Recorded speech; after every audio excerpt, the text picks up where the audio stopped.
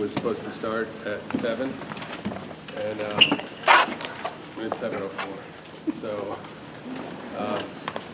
You can use this, but I don't think you need to. everybody can hear me, right? Yeah, we Yeah. can hear. Yep. I don't need a microphone. My name is Russ Davidson. I'm the president and managing partner of KG&D Architects.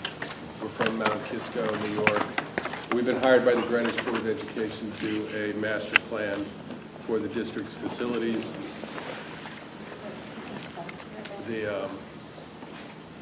And the point of tonight's meeting is to sort of introduce you to the process, but mostly it's for us to listen to your concerns about your town's school buildings. So we're not going to be reporting in detail on the condition of every building that we've inspected. We can talk about some of the big items. I do have a presentation. I do see some familiar faces here, so if you were at a Board of Ed meeting, you might have seen this already. This is really just to introduce the process. And, but given that we have a small group, it would be fine if you ask questions as we go along. I think we have an hour to an hour and a half. I'll spend whatever time is necessary. And again, the real point here is to listen to your concerns about the school facilities. I know we have some people here interested in sports fields, so I will tell you that our commission is from the property line in.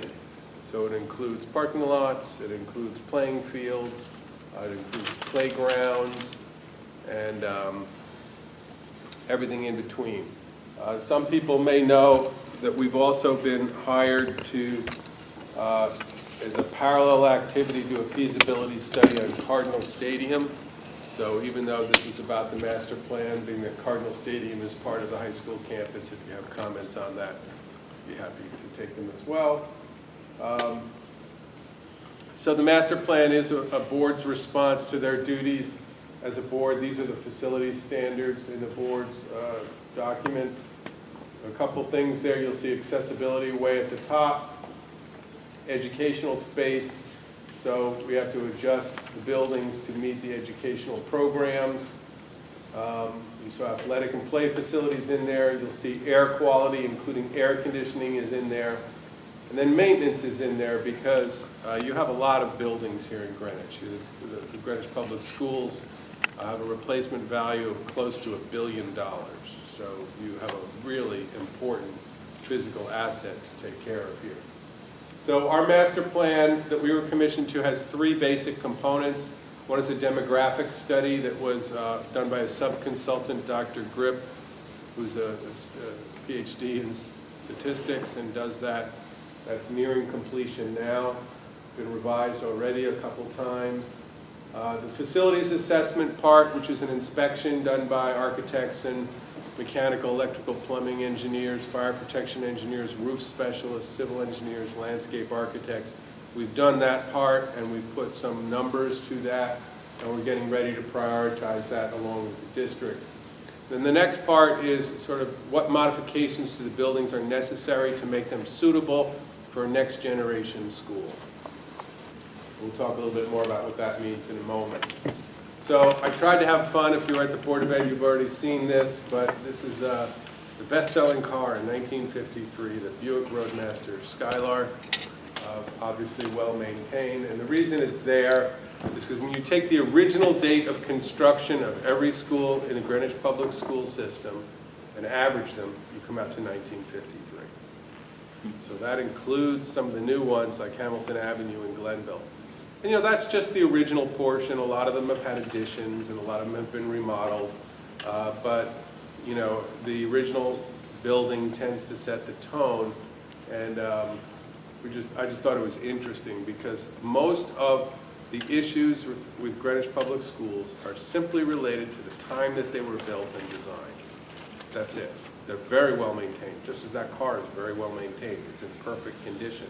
You've got very well-maintained buildings on an annual basis, but just like a car or an appliance, at some point you really wonder, does this really suit our needs? Do we keep putting money into this? And there are some of those questions with your buildings. So I'm just going to go through this briefly, and if you have a question and want to stop, we can. We're not going to be talking about numbers right now, but I can tell you that we have a 28-page spreadsheet, 28 pages of Excel spreadsheets with line items for everything involved. But Greenwich High School, originally constructed in 1970, obviously you have a big performing arts improvement just recently constructed, about 2,700 students, 455,000 square feet. So that is a very large building, and with a building that size, there's always going to be something. And one of the things that sort of jumps out is window replacement, the sort of connecting wing where you enter, roof repairs, a lot of windows, a lot of furniture. Even the science wing, which some may remember as the new science wing, is starting to show its age and is starting to age out.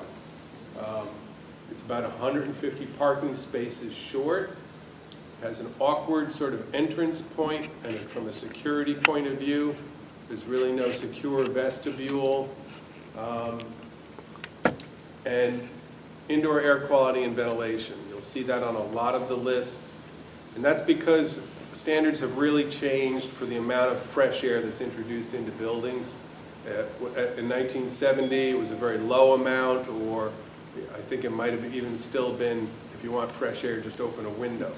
And now we have much higher expectations for mechanically introducing filtered fresh air, and then that should be mechanically cooled as well.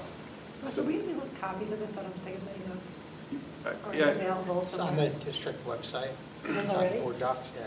this should be on the district website, and there's been a little confusion about that, but this version, if it isn't up there now, I gave it to somebody in the district yesterday, and if it isn't up there now, we'll get it up there We'll tomorrow. make sure. Fair enough.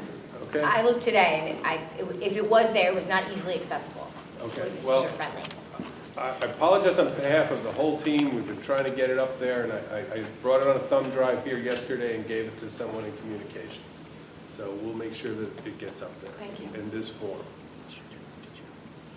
Western Middle School in 1960, about 105,000 square foot building. For some reason, this machine makes all these slides dark, so I apologize for that. They weren't dark at Western yesterday, or at the board. The projector upgrade, I think. ADA access to the front of the building, roof repair, sort of redesign of the front entrance, ADA parking, again, indoor air quality and ventilation, light fixture, and casework and furniture replacements throughout the building. All three middle schools have similar ages of construction and some of the similar issues. The best phrase I can think is they're thinly constructed. We have thin exterior walls, we have thin roof sandwiches, and they're relatively low, meaning the roof height from floor is pretty low. So if we had to take all the ceilings out and find room to put ductwork in, there is no room. Because if you go into this classroom wing right over here, you'll see that beams are boxed out, and that is the roof structure. There is no ceiling cavity. And actually at Central,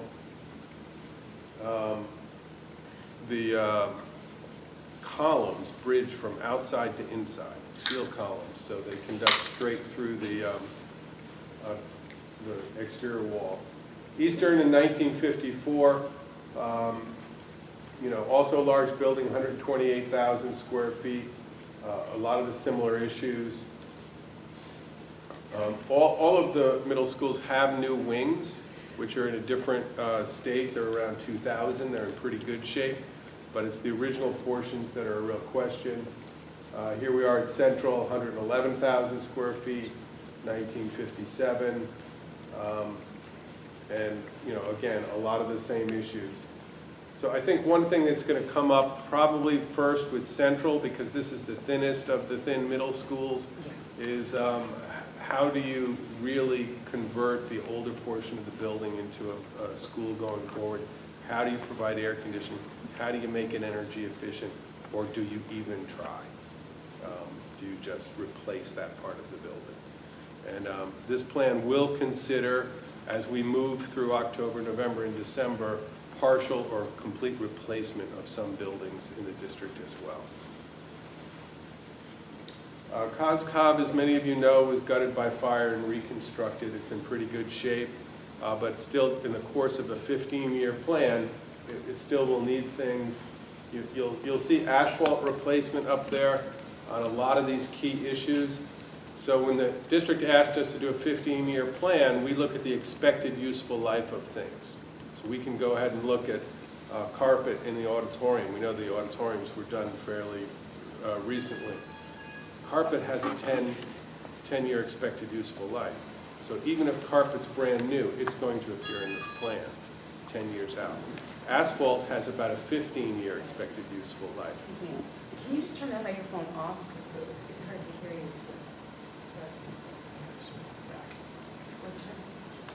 There's a little red button on the bottom of it. Sorry, thank you. I think the feedback is there regardless if the microphone's on. Wow. What's the phone? Is that on the plan? There. All right, never mind. Keep it on the stage.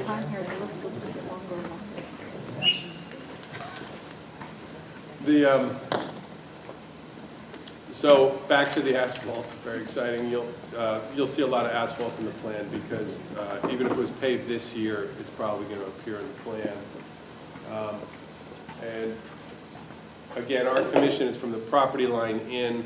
We know that DPW and Parks and Rec help take care of your fields and help take care of your asphalt. But our request from the Board of Ed when we were hired was to identify what those costs should be, even though it may be implemented some other way. Glenville is a new building, still will need things during the course of a 15-year plan. Hamilton Avenue similarly. The facade was reused when that building was built in 2005. Can you go back 2 slides? Yeah. So I'm surprised that that one had indoor air quality since it is one of our newer buildings. Do you know why? Yep, it's because it has a localized HVAC units that have an expected useful life of about 15 years.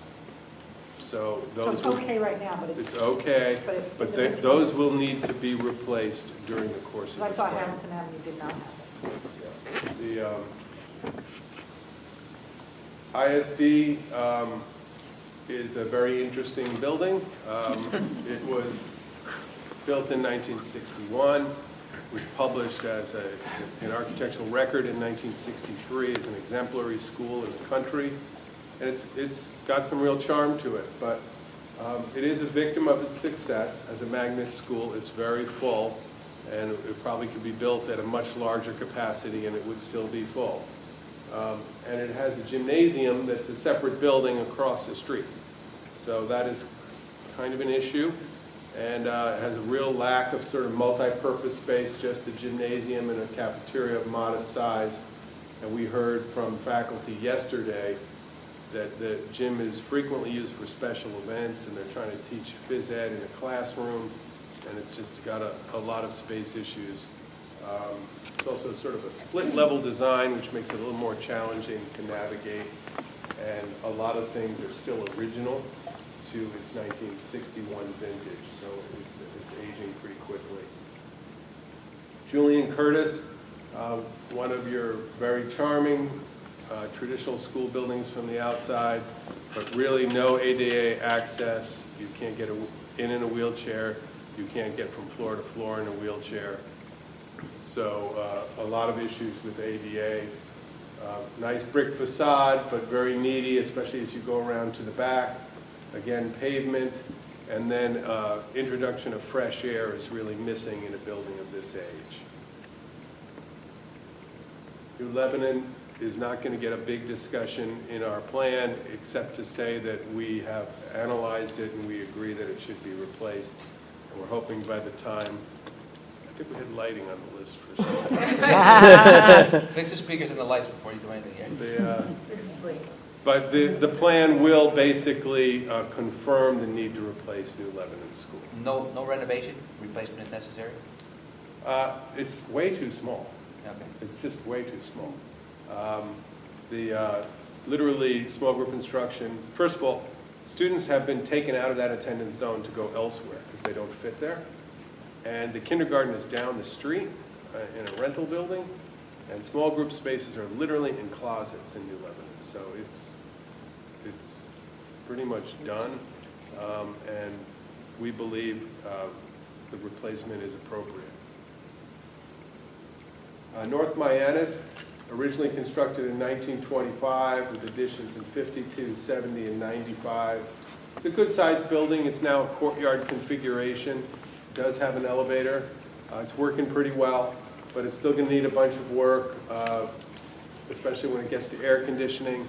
A lot of the classrooms, especially in the older section, you'll still see the same built-in furniture that was in there in 1925 is still there. So a lot of that stuff is ready to be replaced. North Street is another one of your buildings from the 1950s, but for some reason this one seems to be a little bit better built. It's a pretty good layout, roof repairs, paving, again, the air conditioning and ventilation, and replacing some of the original built-in casework. Old Greenwich will be one of the tougher buildings to decide what's next for Old Greenwich. It's a charming building, really drags down your average age when it was originally constructed in 1902. And it's not handicapped accessible. It's had additions in 50, 57, and 95, kind of a sprawling layout. And what's really difficult is some of the first additions, I think the ones done in 1950, are at split levels to the main building. So making this building handicapped accessible is going to be very challenging and may involve removing some of the earlier additions to do it in the most ideal way. Also has a lot of facade repair. There's been window air conditioners hanging out of windows, and it's really deteriorated the masonry. So we've got to find a way to get the masonry fixed up and get ventilation and air conditioning and make that building fully accessible. Parkway School is 1958. Its biggest problem is that not enough students go there, with only 260 students and 52,000 square feet. It's not in bad shape, but still air conditioning, classroom casework are some of the big issues in that building. Riverside, similar to Julian Curtis, charming older building, constructed in 1932, really a spectacular example of an American school building. Additions in 49 and 50, but the inside is rather dark and cut up. It does ramble on a little bit, and it is not handicapped accessible. It does not have elevators, doesn't have a good way in or through it. The brick facade and limestone definitely needs work, and we need to find a way to get air conditioning in there and ventilation, and some of the casework and built-in closets are from the original eras of construction. What else falls under casework? A lot of the older classrooms, and I believe they're at Riverside, they have these built-in closet And walls. they turn sideways? Yeah, and they're kind of cool, but they're kind of done. And you know, they need to sort of be taken out and replaced. Under the windows, there's a lot of bookcases. So it's a lot of built-in work, and there's good reason why it hasn't been done. It's expensive. It can touch plaster and other things that might have hazardous materials in it. So, but it really is time to sort of really update the entire interior at Riverside. And we've also been asked to look at the Havemeyer Building. It's the fourth building that is not ADA accessible. This is really a problem. It's where your special needs programs are headquartered, and there's really no way for a disabled individual to get in and around that building. Isn't there a ramp on the right? There's a ramp. You can get into one level, but you can't. The main entrance isn't accessible. And again, central air, a lot of plaster and brick repair needed, and a new sprinkler system. So that's just the, oh my goodness, that slide should say, I don't know what's up with this projector today, Marcus. Yeah, what that slide really says is that a student in kindergarten today, 65% of the jobs that exist when they graduate aren't even around today. So the point is we're trying to get students ready for the next generation, and things are really changing. So these are some of the changes that are happening in education. We worked on this with our colleague, Amy Yurko from Brain Spaces. And, there's a lot that's changed in education. I think that we've all seen it in the workplace. As an architect, I started drawing on paper with pencil 30 years ago. We're now on the 5th generation of computer modeling. And education is going through the same sort of changes. A lot of environments are being changed to motivate students, and that means, increasing motivation by providing choices rather than having fully directed activities, make things a little bit more relevant to their family, their neighborhood, and the health, and engage them a little bit more with their environment. So what does that mean to a school building? This is what we would call a factory model school. It's really a natural evolution of the one-room schoolhouse where you just put room after room next to each other. And I won't read all of it, but it assumes all teachers teach the same way and all students learn in the same way. And hence the name factory. Next generation schools are a lot different in that they provide a wide variety of space types. It doesn't get rid of the classroom. This isn't an open classroom approach, but you'll still see sort of traditional classrooms, small group spaces, double-sized spaces, informal spaces, outdoor spaces, and sort of presentation areas. So it's just a little bit messier, but it provides a wide range of learning environments rather than the one-size-fits-all. Amy put this in there because she asked students to design a school at one point, and this is what they came up with. Baskin Robbins. My favorite thing about it is it's an island with a lake in it. And while it has conventional hallways, it also has a runway for airplanes. But these are just some images. If you're not sort of familiar with what's going on with educational design, when we talk about next generation schools, these are some of the things that are happening where you'll see walls that open, you'll see much more glass walls, you'll see casual presentation areas, little private nooks for students who still need a place to go and be by themselves a little quieter. This is a computer rendering of a school that shows some of those same features. This one's a little more energetic. I'm not sure the slide would really go over with the risk management department. This looks like a lot of projects that we're working on now in that it's definitely lighter and brighter. And somebody asked me recently, why would you do any of this? Is there any evidence that any of this works? And there actually are 2 studies that have been done and repeated. One is more daylight, better grades. The students pay attention when there's more daylight. The other one is pretty obvious. Fresh air, air conditioning, pay attention more, better grades. So there are some things on both of those.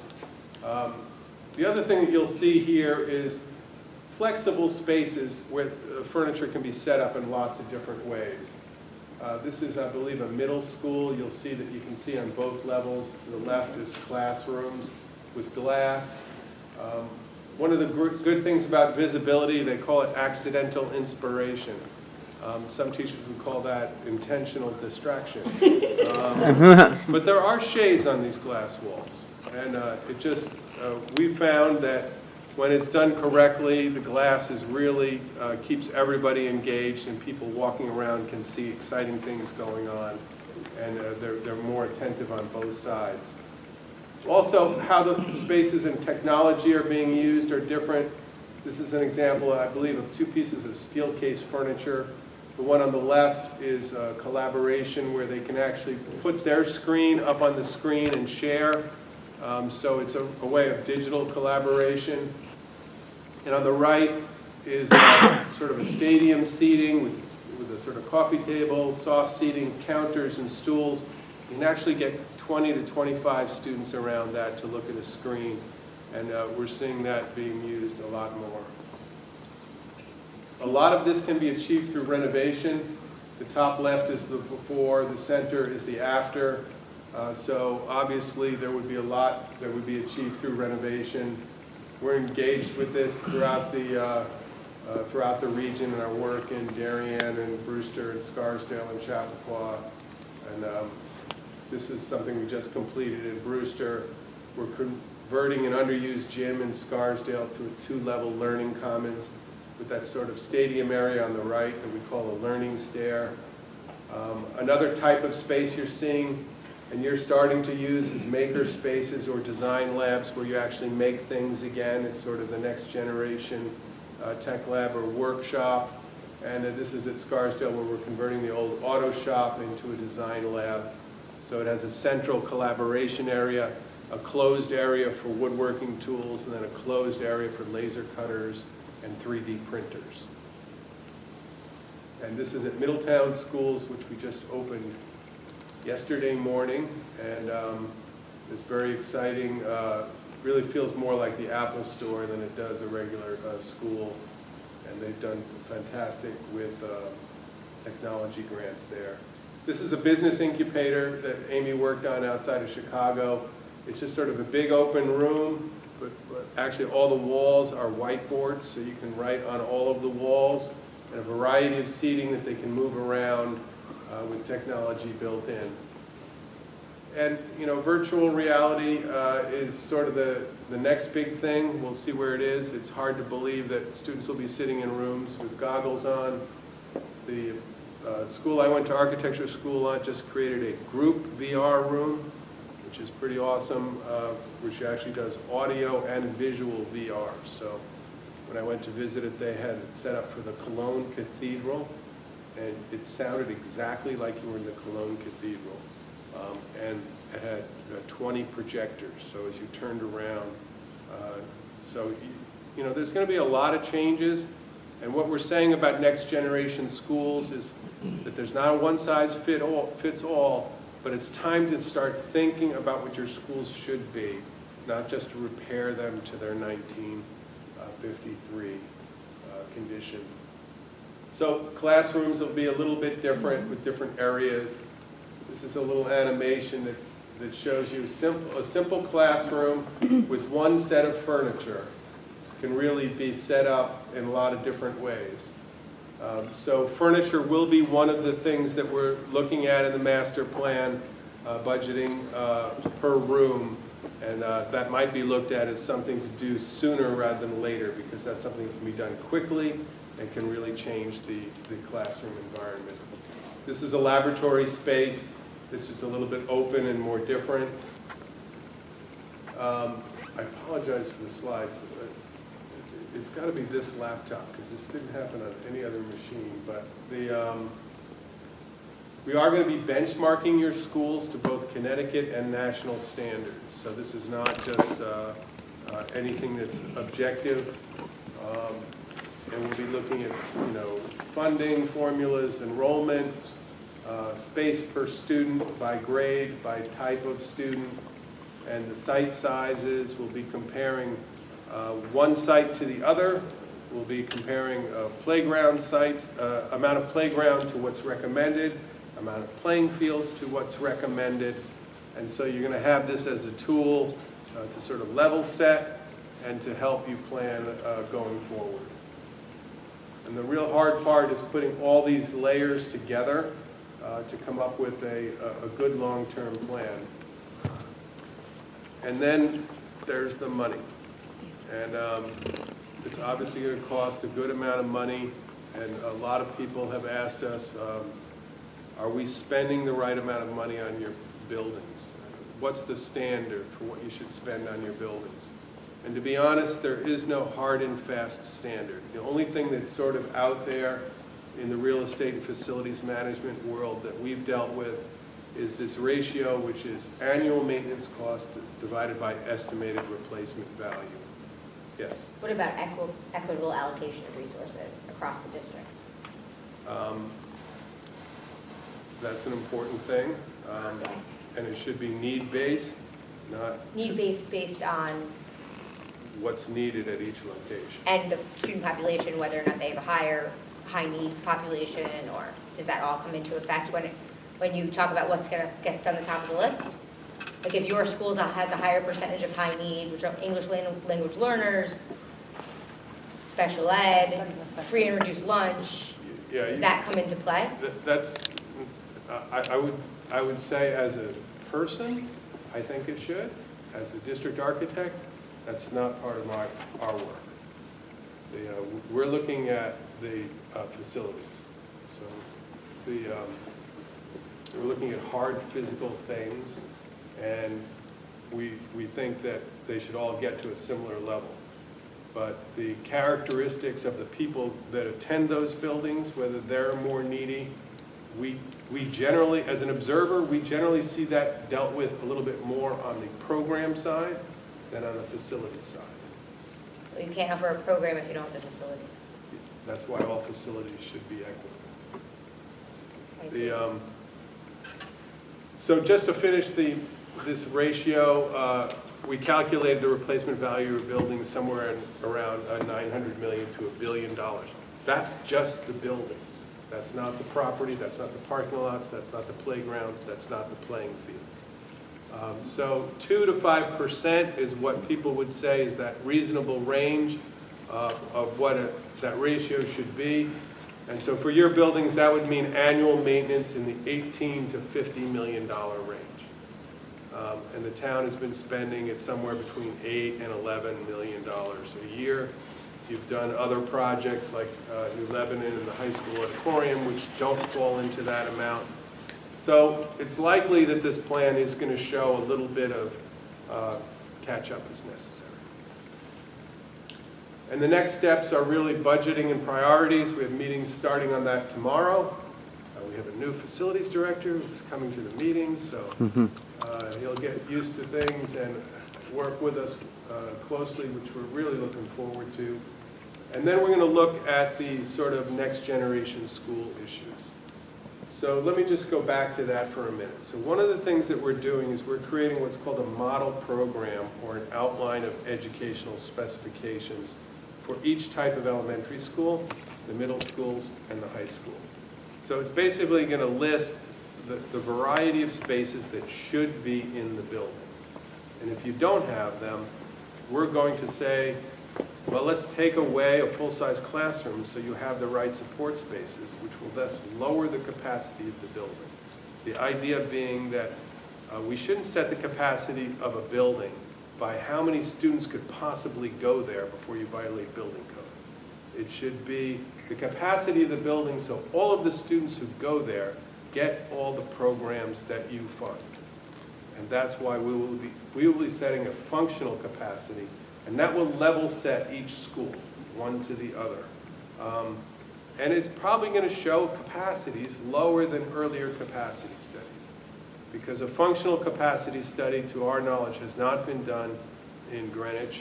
There's been several times where someone's come around and counted all the full-size rooms and multiplied by the class size standard and said, that's the capacity of the building. But while the auditorium's really empty tonight, when you do the capacity for an auditorium or even a church, you assume the pews are 85% full, because that's full. People don't want to fill in every other single seat. And schools are similar like that. You need a little bit of flex space for them to function properly. And so the functional capacity analysis, which we've already started, is going to be, we're going to compare that to the demographics, and we're going to see some shortfalls of wrong kind of space, space in the wrong place, or not enough space. And then we're going to design, just in a conceptual way, this building needs to be renovated 50%. This one needs a little addition. And then when we add that to the roofs and the other things, I believe a few buildings are going to really come up with a question mark. Why do that? Why not just replace that building? So that's all the work that's going to go forward. But I want to stop talking and start listening. I hope that was informative and gave you enough information so that we can hear about your concerns. Yes? Well, as far as the other slide that talked about the maintenance, that's maintenance costs on new buildings later on, correct? Or what's happening now? I'm sorry. The slide that you had about the replacement value of all the buildings, and then it Yeah, mentioned... that's for all existing buildings. Mm-hmm. Okay, because I thought I heard you say that the current maintenance is somewhere between 8 and 11 million. That's what they've been budgeted. That's what the town has been Has been budgeting. spent. Right, okay, and you're recommending that It seems It be- like that should be higher based on that ratio. And I think that the work we're identifying is trending towards that's probably not enough. great. Does that make sense? Is that a shock to you, or? No, because a few, whatever it was, 2-3 weeks ago, that had the front page article about the plan for, or the 15-year plan for these buildings and so forth, where maybe many of our students are long gone by then, and it's the next generation. And there are, I, like all of us, go around to a number of the public schools in town for a variety of reasons, and the low maintenance is almost shocking. Things that are easy to do that seem to get ignored. So, Well, one of the bad things about the whole team is everybody's new, and one of the really good things is we're taking a really fresh look at things. mm-hmm. And I can tell you, starting my 32nd year working in schools, and we did a master plan for Darien. We just did some work here at Eagle Hill School in town. Right. And Scarsdale, I wrote a plan for the Yonkers Public Schools. I was a little surprised. I've been to every building. Right. Pretty much every part of every building. And it's not, I wouldn't say it's routine maintenance, but capital maintenance is a little bit behind. Right.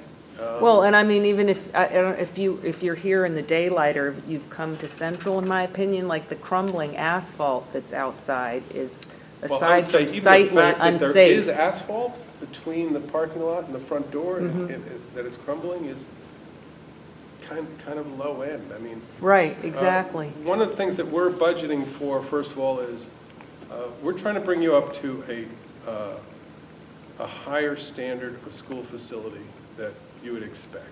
For example, we're budgeting granite curbs. They exist in the library, they exist downtown, they exist at town hall. Right. Yeah. Wonderful. Why do you have bad asphalt curbs, if you have them at all? The taxes in Greenwich are very low. What? The taxes in Greenwich are very low. Scarsdale 3 times the amount. Like, But some of it is about allocation. I mean, there was $33 million spent on the Well, police I station. can tell you that the lowest life cycle cost curb in the world is granite. Because you'll replace asphalt 5 times. Right. And so we're trying to just get you to the sort of long view of facilities. We're not trying to invent ways to spend money. the outdoor lighting could be much better out here. Well, we got a lot in outdoor lighting. We believe that it is time that buildings have full fresh air and air conditioning. We're seeing that in all of the Northeast. All of our clients are facing this issue. We know it's expensive. We may know you may not be able to afford it all at once, but quite frequently, the only place a young person goes that isn't air conditioned is their school. Their car has better air conditioning than their school. Yes, sir. Do you have to address the building envelope in order to address the air conditioning as well? We don't have to, but we do have a lot of window and roof work in the plan. And so a lot of your buildings have a good amount of window area, and roof area is a large area. So with that comes better insulated glass and a lot of roof insulation. Ideally, the direction to our group was, let's make these buildings, if we're going to keep them like new, from the furniture to the roof to the windows to the HVAC systems, and see where it is. And then there's going to be a prioritization process, and it's going to require public support to invest in your school buildings. It's not a mystery that, you know, we think it'll cost exactly the same. But we took our commission very seriously from the board to really take a forward view. So my understanding when I read the pamphlet that was sent out was that kind of the purpose of this was to get our views put out to you to get prioritized what we feel as a community, what should be done. So I work here. I'm one of the teachers at Central Middle School, and I would like you to know that I feel as though the gymnasium is one of the worst gymnasiums I've probably ever been in. And I've been teaching physical education for 20-something years. So I think that should be a priority on the 15-year plan. I feel as though that should be within the first 2 years. That's exactly right why you're here, and I apologize if I've been talking too much, but there's some structural issues with the gym, and that is, there's actually a structural issue all down there. And I can tell you, I just looked at it before there, it's about a $250,000 structural issue that needs to be addressed right away. But do you feel that the gym is too small? I think all of the middle school gymnasiums are too small for the amount of students that use it. There are never single classes. They're always double, sometimes triple classes at all 3 middle schools. I actually taught at Eastern for years prior to this. And Eastern's gymnasium was renovated in 2009, completely renovated, because the floor was sinking. And so I was there during that renovation, and I saw what happened. You know, the bulldozer came in, and in one day it like ripped up the entire gym. And so there is like an equity issue, I feel like, between middle schools. And so part of, if you've been down in the gymnasium, you saw the girls' side of the gymnasium was renovated. And, you know, locker room, and there was a fitness center placed in there, and that was because Eastern was slated to get a new fitness center. And when Eastern got the fitness center, they had to make it equitable among all 3 middle schools. So all the other 2, Central and Western, got brand new fitness centers. But Eastern got a brand new gym because this floor was sinking. And so now here we are. I came to work here, and I mean, the gym floor is wood puttied together, and the boys' side of the locker room is, I'm assuming, has to be the original locker room from when the building. I don't know, but it's pretty awful. Yes. I've been in it. Thank you for confirming that. And then Western isn't much better either. I mean, Western, I think, has the smallest gymnasium of the 3 middle schools. I actually think that part of their basketball boundary is if you pull the bleachers out, the bleachers cover it, I'm pretty sure. And the bleachers are an issue. I mean, they're original bleachers. I can't imagine that they're safe. They're not really accessible, the gymnasiums. And they're just antiquated on every level. I mean, you can't, to have a really functioning class in there with 60 students, it's difficult. Well, thank you. That is why we're here. Okay. And I can tell you in the Is model that my program, we have identified that the middle school gyms are undersized, all 3 of them. So that will come up in the model program comparison, yes. And when you consider whether the gyms are too big or too small for the students, do you also take into consideration how the town uses the space for additional out-of-school activities? And charges a little. You know, like you know, the basketball, you know, GBA is at all the middle schools all the time and all that, and I would imagine that it's not sufficient for those programs as well. That's a good thing for us to consider. That's one of the reasons we thought that they needed to be bigger, because they really should be capable of accommodating a 50 by 84 high school size court with full-size bleachers, and have a hard divider so they can be programmed separately, and they're not that big. A lot of them don't have the bleacher space. A lot of them don't have the hard divider. I think the indoor air quality is an issue as well. They have very low ventilation rates, and Yeah. you can smell it. And also, like, a lot of the elementary school gymnasiums have air conditioning in their gymnasiums, but the middle schools that have something. Yeah, there's a lot of sort of flashpoints, but I think I said it Yeah. before. All three middle schools, given their age, the older portions, are really tough decisions. They have new wings, and the new wings are good, and they're 15 or 20 years old, but what do you do with these buildings that have been, the auditoriums have been sort of refreshed, but, it's still not what you would expect in a new building. So some very tough decisions with the older sections of middle schools. Yes?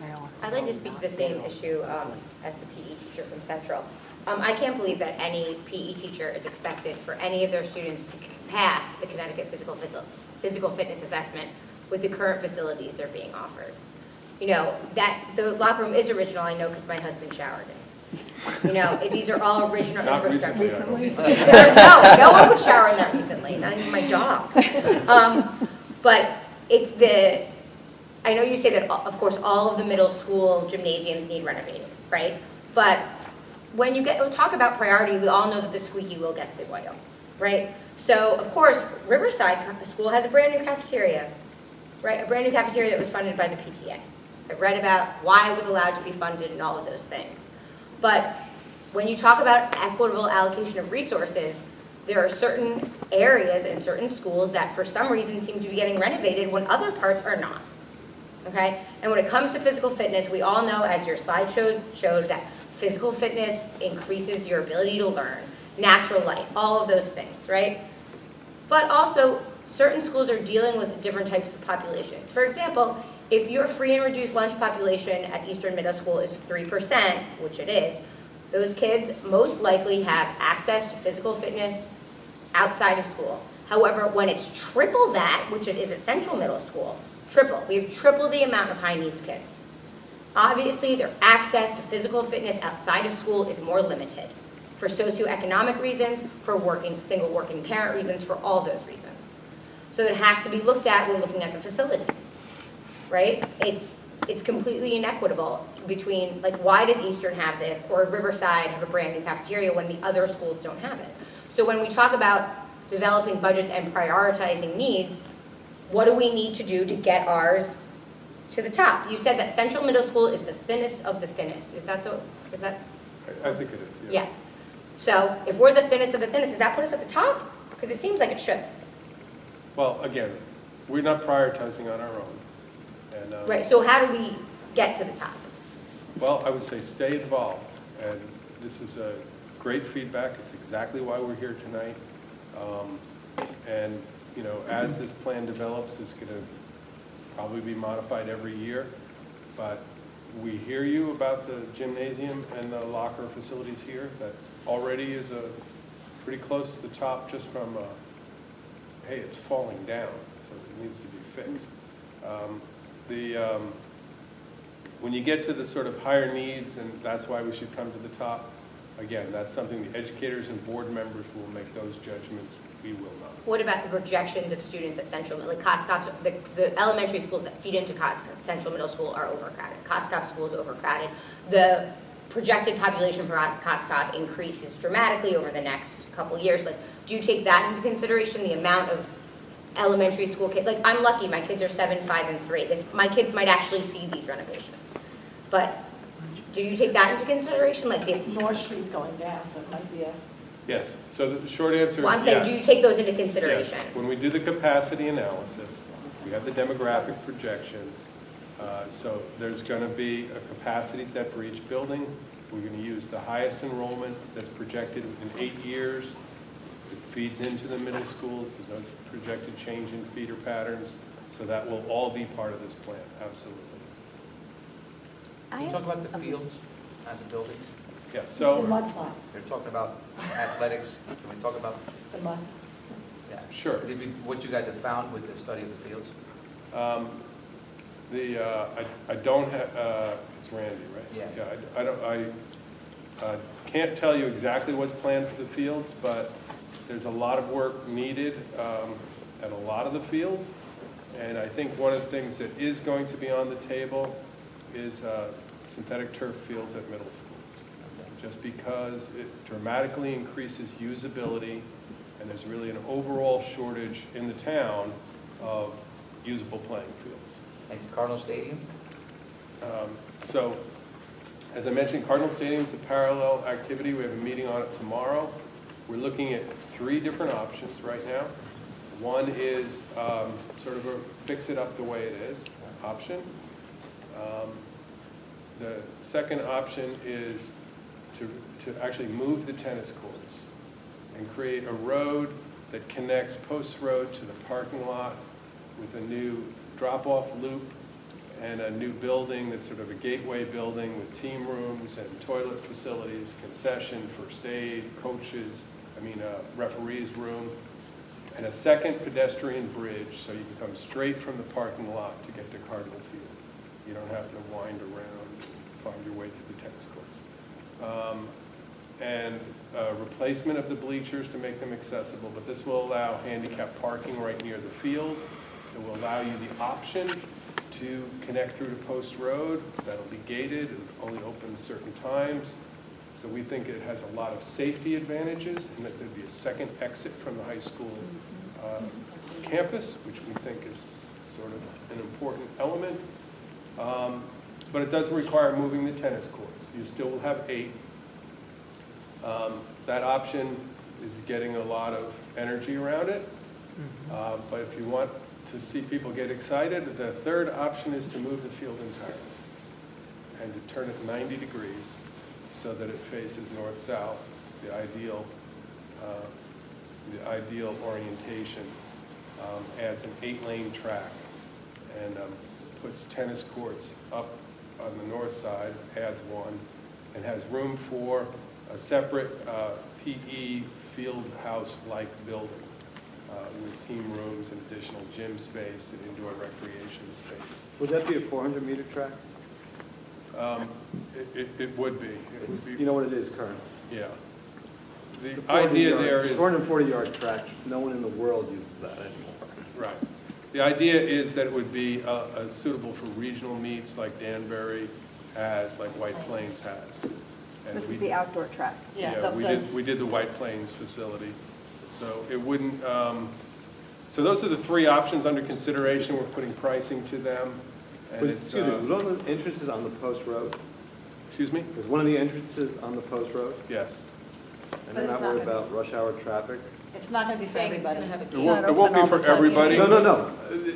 It's not gonna be for Post road everybody. During rush hour is very busy. But it's just like team drop-off, ADA, Yeah, it coaches, wouldn't be used during referees, the school day. It would just be a gated emergency access during the school day. on network. It would be just used during games, and it probably would How be many- right, how probably many would be games a right year? turn in and right turn out only. There isn't access up there now, and handicapped access is from that area. But in our discussions with actually people from the town said that would be a really good thing to do, is to connect it through. Not that it becomes the prime entrance to the high school. With the change of school times, has there been any discussion about lighting other fields because of lack of playing time in the afternoons? Yes. Would you care to expand on that? No. Well, we're going to price it, Yeah. Again. Is that like This is That's driving a me loose crazy. bolt. man. That's all that is. Someone needs to go up there and tighten the bolt. It's not an effective shot. You know anything about anything. It's a Lots loose of things bolt. about Relax. The indoor field house that you talked about for option 3, Yeah. there's not, you said some athletic facilities inside that? Wouldn't Right. include an indoor track, would it? It's not an indoor track building, it's not an indoor playing field. Oh, Right okay. now, and this is just a very early concept, but I can tell you, one of the things that we've identified at the high school is that you have an inadequate amount of gym space at the high school too, for a very large high school with a triple gym. But you're out of footprint at the high school. So one of the thoughts was, if you needed to add indoor gym space, why don't we put it in a separate building, which would have great community use, could be open, separate, has an 80-car parking lot right next to it, adds parking. Right now, that's sized at about the size of a double gym. So that's about 15,000 square feet of play space. It could have an elevated maybe jogging track, but it would not be an indoor track or an indoor playing field. What about Because an indoor? that kind of building, Outside the footprint. Make Greenwich Stadium indoor, make it a domed indoor stadium, then you have all kinds of. Say again. make it a domed indoor stadium. Yeah, take the Astrodome. I'm I sure don't think the neighbors would wouldn't do love that But Yep, neighbors would love it, there'd be no light. Think about They'd all OTRCC be inside. sign. Think Church about the Avenue, big- just be a dark, Right dark down. street, dark The, village. we haven't gone that far. We thought we were stepping by moving the field, but You could hire commission. that's what's under discussion. Is there any discussion for a hockey rink? You know, that did come up as in that field building, is that maybe that could be something that could be used for, we talked about maybe an indoor tennis facility that could also become an indoor hockey rink. Seasonal adjustment. Yeah, it just wasn't getting the same level of enthusiasm as the sort of multi-purpose building that we talked about. But again, I know that a lot of people are interested in playing fields and lights. It's a hugely controversial issue, not only in Greenwich, but everywhere. But the reality is, ever since Title IX and the explosion of women's sports, pretty much every public school site in the country built before Title IX has about half the space they need. And one of the ways to achieve more usable playing field is synthetic turf and lights. Sorry, I walked in a few minutes late, so perhaps it was mentioned. What's the timeline on the stadium? Our I study mean, is, well, I mean, I thought it's on a separate track from the 15-year plan, is it not? well, the study is going to be done in about a month and a half. And then I believe in year 1 or 2 of this 15-year plan will be additional money for design of whatever the board decides to do. Okay, so So- long-term project. Unfortunately, public construction is all sort of long-term. Yeah. But even My when partner you, used to say it happens in elephant time, because I think they're pregnant for like 17 months or something. But right, it takes a long time for these things to happen, but I think both are going well, and It'll depend on New Leb and what goes on up at the Capitol. yeah, if New Leb doesn't get funded, it's still going to back everything else It's going up. to back everything else up. But I did do some field survey work yesterday and watched the first quarter of the game. Yeah, last night at the football game. Yeah, good You were team. there, yeah. Norwalk's awful. What'd you say? Norwalk's is awful. So they're not that bad. It was that good. It was Yeah, 20 to but- nothing before I had so- to go to my meeting. So. Had you ever been to the stadium before I've to a yeah, but game? never with people, you know, so Right. I want to come to there's a Saturday game coming up, I'll come over to that. Yep. My partner's daughter plays field hockey for another school, so Right. he gets to come here and watch her play hockey, but Right, I'll just come to But the he- Saturday right. football games. I want to see it at peak Capacity, use. right. yeah, because for And, now, for example, like my mother who goes to watch her grandson play football, they drive her in a golf cart from the parking lot Yeah. up to the bleachers, which is what happens for people's grandparents at graduation. I saw the golf cart you know. traffic yesterday, Right. weaving in and out of people. Right, Just hope she doesn't have to go to the bathroom while she's there. exactly. The other thing that's really Exactly. odd to me is the bleachers are pretty far away from the field. Yes. Right. Yeah. And I saw a large part of the crowd sort of Stand. disengaged with the game because you're so far Yes. away. What was the score? Well, 45 to even nothing before it is the started, final score. the, You know, But- about sports. yeah, the lack of handicapped accessibility, the whole Right. sort of configuration seems odd. Right. What is the actual ADA access law? Like, are we completely surprised that out we of couldn't be compliance? I mean, compliant. is this a major issue? I mean, I think every single slide you put up there for every school, maybe other than Glenville, said ADA compliant. I mean, Well, two of the biggest issues that we've got some feedback from the board and buy-in on this, that things are going to be prioritized around ADA and indoor air quality, because you saw a lot of them. a lot. And so ADA is probably, you may know, was civil rights legislation passed in 1990 that is Yeah. now made its way into building codes. So that's 27 years ago. Right. So Right, grace yes. periods are gone. Right. So yes, ADA. And- There and- are ways to avoid it by, say, not doing any work. You're not required to comply if you don't do anything. Right. But at a certain point, and I believe the board is at that point now, they're ready to say, let's make this a priority and tackle it. Right, you need to service the students and the community population properly. And I guess what I've seen is you get these random, lifts put into these bizarre, like, alcoves to try to, make it so that it's functioning for the moment. But instead of really looking at it and saying, okay, let's make this a functional, accessible lift that students who are disabled can use, and possibly, people in the community who need to come to the building for meetings or whatever it is, instead of these, it's always kind of,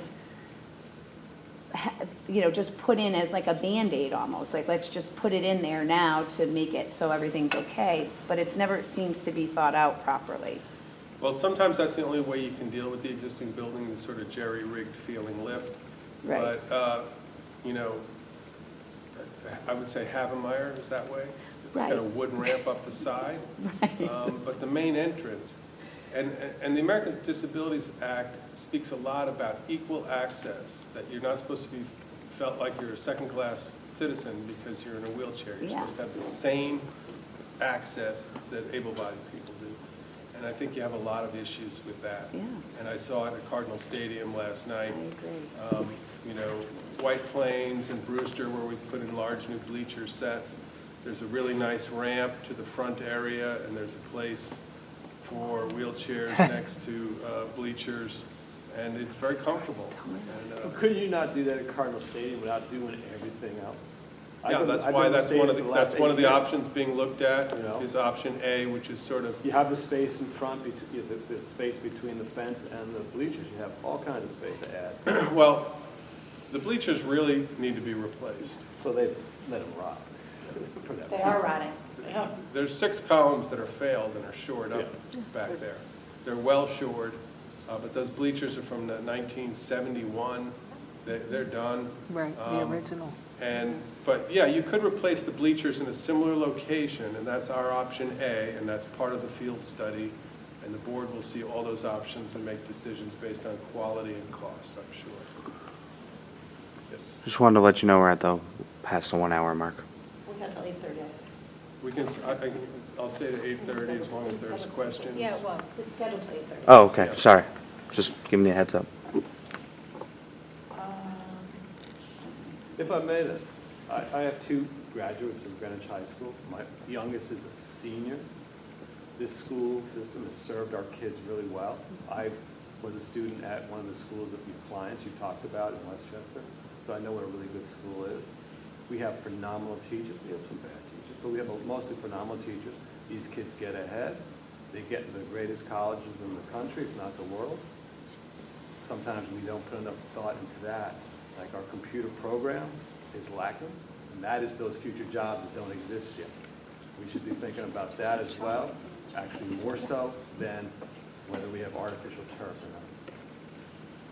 And Well, by the way, I mean, Division I there is a lot of athlete, focus on technology and learning styles. I think you saw that in the next generation. Yeah, and my office has all that stuff, and some of it is continues to be used, and some of it's not. Right. You know, I have a brand new office. Well, yeah, I mean, No, I'm trying to say, we have a well-served school to our students.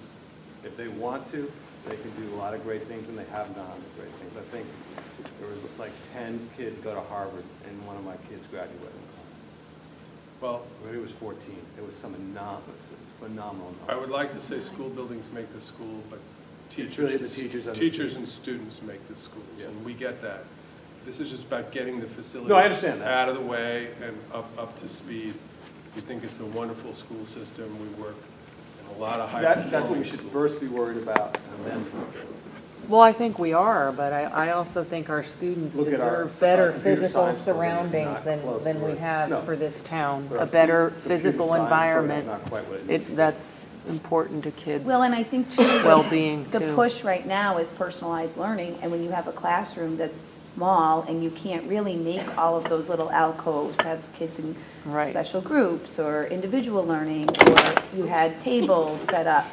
Like all of those slides that you showed are wonderful, but when you're in a traditional square classroom that's small, it makes it hard to kind of, as a teacher, and I'm not a classroom teacher, but I know as a physical education teacher, you want to do all of these wonderful things with your students, but when the facilities don't really add up to what you're thinking in your head, or you know, your lesson plans are, or what your, you know, that is a wonderful slide that you showed, those amazing classrooms.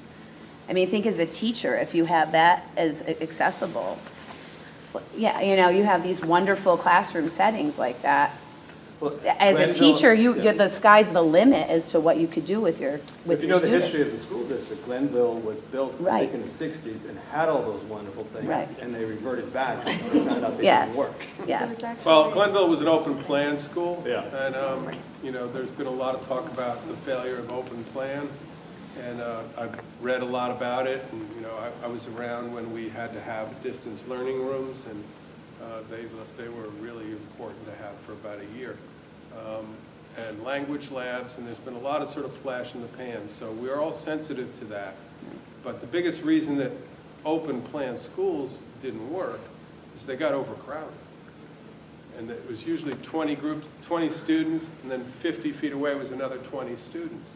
But when population blew up, they got all jammed up, people couldn't hear, they built walls. And I think that's what happened with Glenville as that area developed. And North Miamis, because Yeah, I was but- in open space Is it there. innovative lab, or what, I don't know what they call it, lab? Yeah. Isn't that kind of the same situation? It's kind of an open classroom that they're doing in the high school right now? Innovation Lab? Innovation No, Lab. It's not, no. By the way, Separate classroom. kids I talk to say that's where you want to go if you want an easier time in school. I'm sorry. The kids tell me everything. I would say the difference that we're looking at is a range of spaces. It's not meant to be a panacea.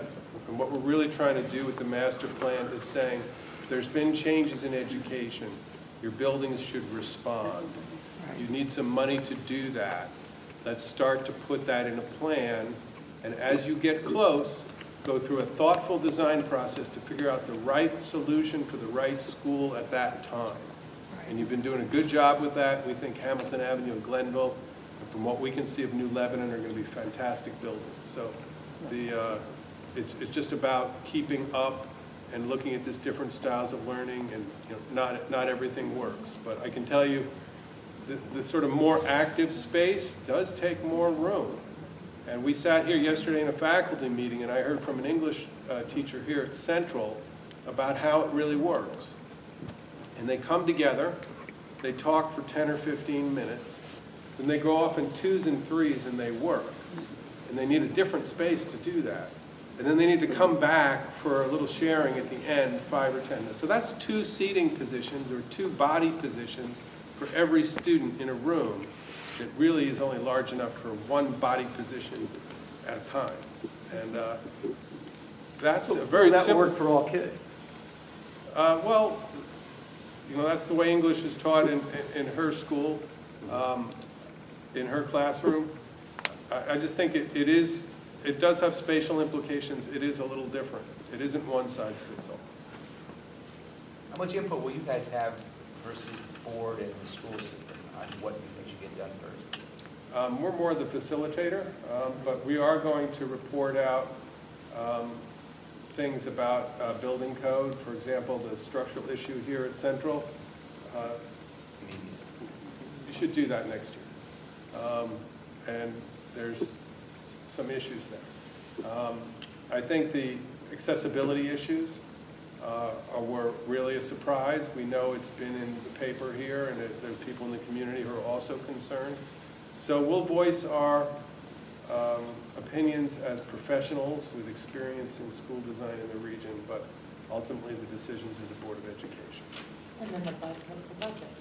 The Board I mean, of the board want Education everything right away. and the town So to fund it. remember, when you vote on your election day, to vote the way you want things to go.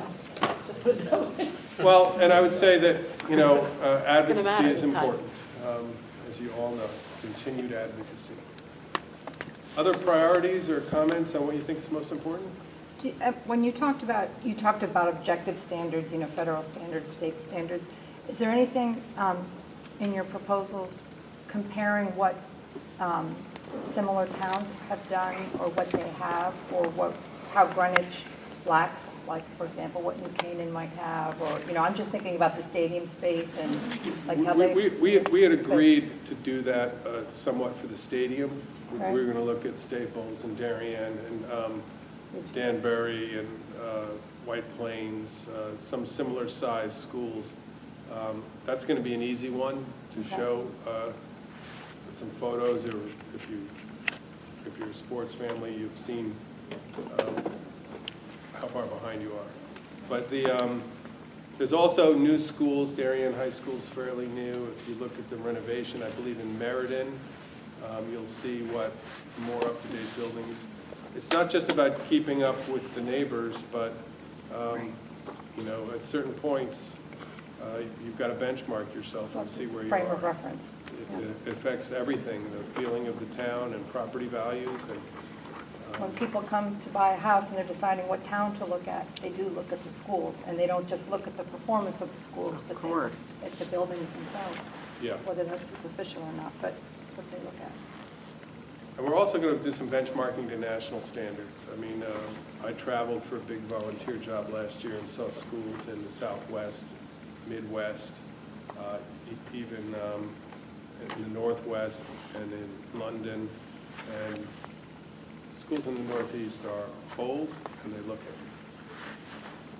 First school? Yep. We just have infrastructure in the Northeast that is still close to original. And when you go to a place like England or France or Denmark, they're more used to tear down and replace, because they've been doing that for 1,000 years. And you know, when we say our country is, we're 250 years old, they're 4 or 5 times older. They have a more willingness to say it's time when buildings get to a certain level. Is there a plan to, if you decide to do renovations, how would you move the students while you're rebuilding? That's got to be looked at with the capacity issues for sure. And it does sometimes trigger replacement options, because when you look at, you need to 100% renovate a school building. You cannot do that in the summer. You can't even get close. So without swing space, you know, that can be a real issue. So that's why it's not uncommon that you will put an addition on, move into it to allow yourself to free up some space to renovate, or take a complete replacement. And, Is there be an option, like say, Parkway is the least used? Move those students, whatever long it takes to rebuild the whole thing, and then school by school, move that school into Parkway. That's what they did for Glenville. Everyone just put some, you had a choice, I think, at first, and then they offered you. I think they opened Parkway when Cos Cob burned too. Yep. So Yes. They have to move it there. yeah.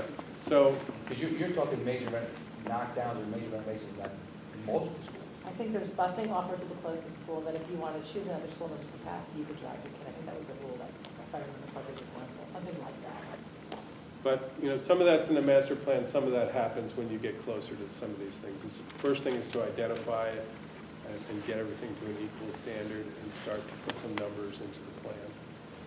Even though it's a 15-year plan, you know, our recommendation would be that the district update it every 5 years. Because planning out 15 years is pretty hard to do. So what are the next steps? Just maybe to mention it, I don't know, but what are the next? Sure. So Steps for you as your- tomorrow we're meeting with the subcommittee of the board to start talking about the numbers for the near-term capital budgets. And we're going to be sharing with them sort of the overall nuts and bolts numbers.